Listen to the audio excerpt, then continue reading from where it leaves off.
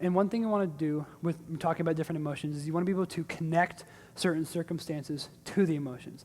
So what this is that you want to try to discover what it is that is causing you to have certain emotions. What is, you want to kind of get to the root of the situation so that you can be prepared for it when it happens again. So that could be something, again, use the example if you're at school and somebody calls you a bad name on the playground. But if you come home and your kid talks to you and says, I feel sad. Say, well, why do you feel sad? And they're like, okay, well, what was your day like today? And you kind of talk about it, and eventually they say something about, oh, well, somebody made fun of me or called me a name, but okay.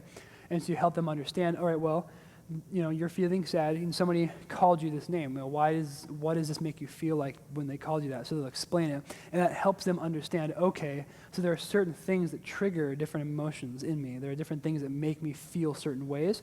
And that can help lead, starting at a young age, that can help them as they get older to so when you come into pornography and sexual things, is to understand, okay, well, I understand there are certain things that can trigger certain responses that make me want to look at pornography. There are certain things that make me want to go do this, and that really helps translate it. So it's a good thing to start around the kind of middle school age, is help them understand that. And when I was at that age, I didn't understand it at all. It wasn't like I all of a sudden, I would feel sad, and then my parents would ask me about my day. I'm like, why are you asking me about my day? I just feel sad. And so that's the whole thing where it took me a while. It wasn't something that just happened overnight. It was a pretty long process of, kind of getting to the root of what you were feeling and why you were feeling it. And so that's the thing with your kids. You really make sure that you're being patient, that you aren't you make sure you give them room to understand it and to kind of talk through it.